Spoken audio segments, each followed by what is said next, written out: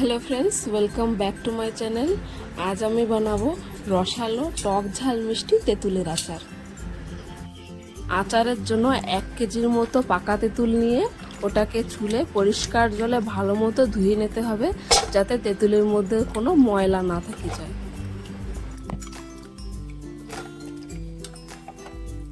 আচারের জন্য আমি এখানে একটা সিম্পল মশলা তৈরি করব, যার জন্য 1 বাটি 5 ফোড়ন নিয়েছি। সেটাকে শুকনো কড়াইতে দিয়ে ভালো মতো ভেজে নিতে হবে। 5 ফোড়ন ভালো মতো ভাজা হয়ে গেলে সেটাকে নামিয়ে ঠান্ডা করে একটা মিক্সিং জারে পাউডার বানিয়ে নিতে হবে।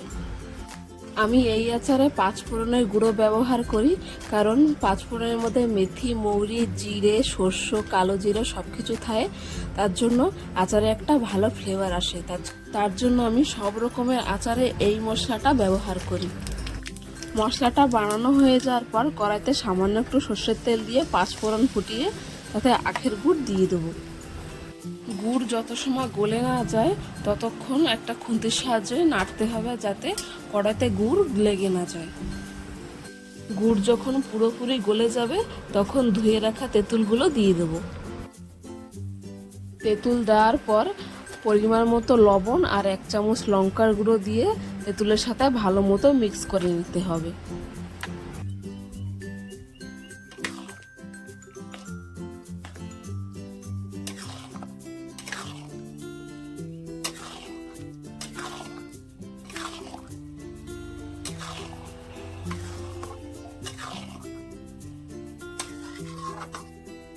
তেঁতুলের মধ্যে গুড়, লবণ আর লঙ্কার গুঁড়ো ভালো মতো মিশে যাওয়ার পর তারপর যে আগে থেকে ভেজে রেখেছিলাম যে মশলা, সেই মশলা 2 চামচ দিয়ে দেবো। মশলাটা দেওয়ার পর তেঁতুলের সাথে একটু সময় মশলাটাকে মিশিয়ে নিতে হবে।